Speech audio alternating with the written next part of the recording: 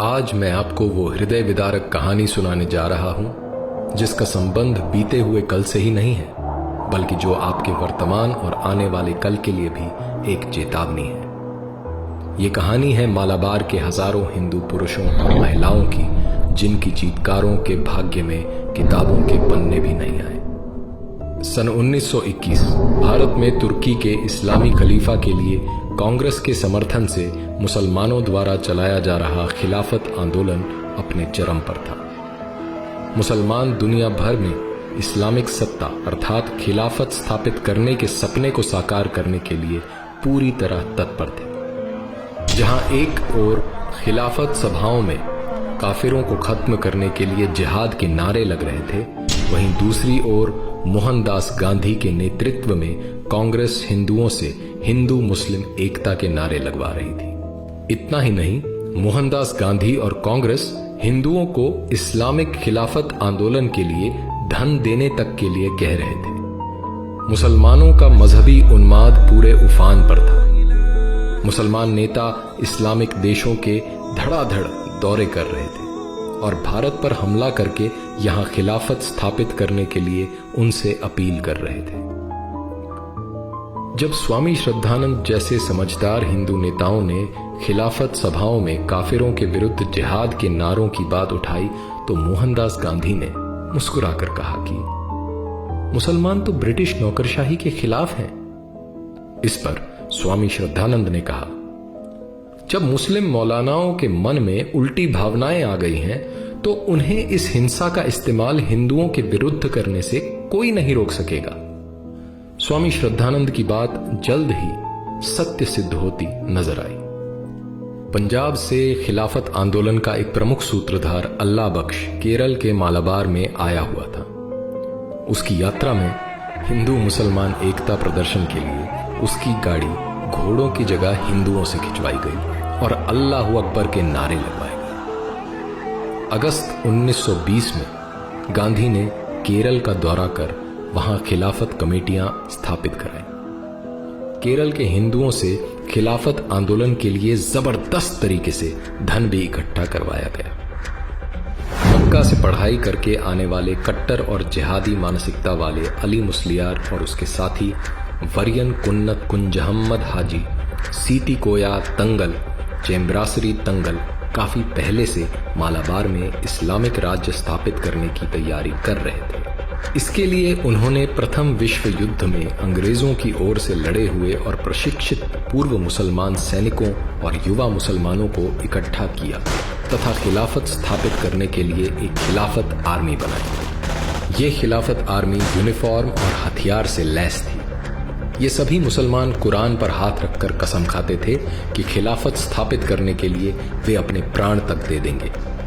Reports के अनुसार इस इस्लामिक सेना में 60,000 तक सैनिक भर्ती थे। यह इस्लामिक सेना मालाबार के कई क्षेत्रों में सड़कों पर परेड तक करने लगी। 22 अगस्त 1921 को जमात मस्जिद मालाबार को इस्लामिक खिलाफत का क्षेत्र घोषित करके अली मुस्लियार को वहां का इस्लामिक राजा घोषित कर दिया गया।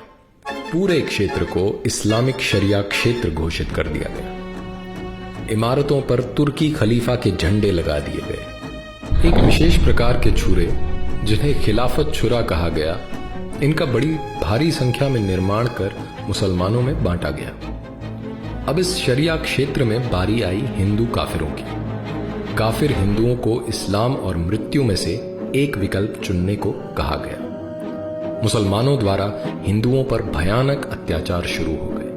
हजारों की संख्या में हिंदुओं का जबरन धर्म परिवर्तन करवाकर मुसलमान बना दिया गया। जिन हिंदुओं ने मुसलमान बनना स्वीकार नहीं किया, उन्हें मार दिया गया। उनके घरों को लूटा गया और आग लगा दी गई। हिंदुओं के क्षत विक्षत शवों से मालाबार के कुएं और सड़कें भरे पड़े थे। गर्भवती महिलाओं के शरीर के टुकड़े टुकड़े करके सड़कों और जंगलों में फेंक दिए गए।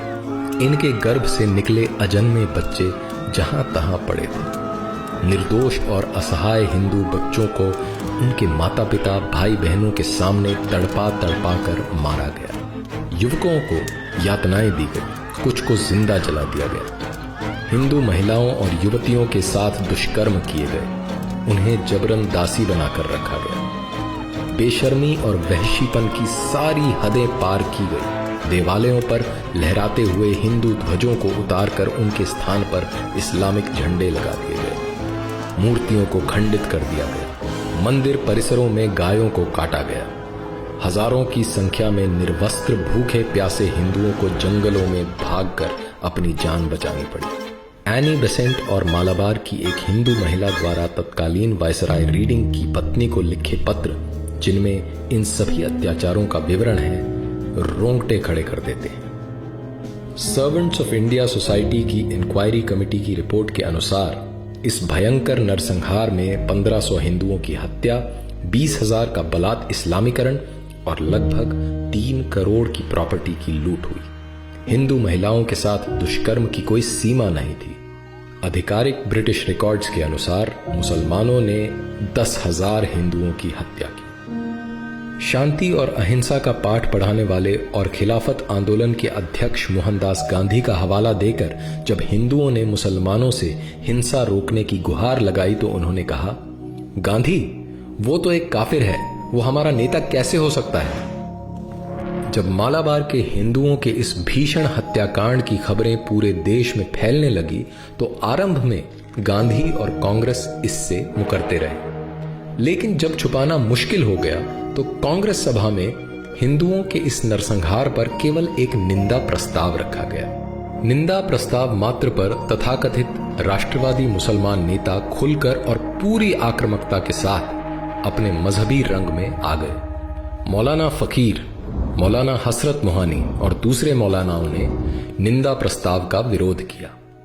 गांधी और कांग्रेस इन खिलाफती नेताओं के सामने पूरी तरह नतमस्तक थी। जिसने भी हिंदुओं का पक्ष रखा और सही सही स्थिति बताई, उसे देश का शत्रु और हिंदू मुस्लिम एकता में बाधक कहा गया। मोहनदास गांधी ने तो इस हत्याकांड के लिए हिंदुओं को ही आरोपी बता दिया। 26 जनवरी 1922 के यंग इंडिया के अपने लेख में गांधी ने लिखा, मोपला दंगों के लिए हिंदू ही आरोपी है। हिंदुओं ने मुसलमानों का ध्यान नहीं रखा, उन्हें अपना मित्र नहीं माना। अब मुसलमानों पर क्रोध करने का कोई लाभ नहीं। इतना ही नहीं, गांधी ने मुसलमानों की हिंसा को सही बताते हुए बोला, वे मोपला मुसलमान अल्लाह को मानने वाले बहादुर लोग हैं जो अपने मजहब के लिए लड़ रहे हैं और उनकी लड़ाई का तरीका उनके मजहब के अनुसार मान्य है। स्पष्टतः खिलाफती नेताओं का स्वराज से मतलब इस्लामिक खिलाफत स्थापित करना और एकता से मतलब सभी काफिरों का मुसलमान हो जाने से था। लगभग 5 महीने तक मालाबार के मल्लपुरम, मांजेरी, पांडिकोड और तिरूर जैसे क्षेत्रों में इस्लामिक राज कायम रहा और काफिर हिंदू और उनकी महिलाओं पर अकथनीय अत्याचार किए गए। क्योंकि मालाबार के मुसलमानों को मोपला मुसलमान भी कहा जाता है, इसलिए इस नरसंहार को मोपला हत्याकांड, मोपला दंगा इत्यादि नामों से भी जाना जाता है। वामपंथी और कांग्रेसी इतिहासकारों ने मुसलमानों द्वारा हिंदुओं के इस नरसंहार को गरीब किसानों द्वारा ब्रिटिश प्रशासन और अमीर जमींदारों के विरुद्ध विद्रोह में बदल दिया है। सत्ता द्वारा संरक्षित इन वामपंथी इतिहासकारों ने भारत के एक भाग में इस्लामिक क्षेत्र स्थापित करने और वहां काफिर हिंदुओं के नरसंहार को स्वराज्य स्थापित करने वाला स्वतंत्रता आंदोलन सिद्ध कर दिया है।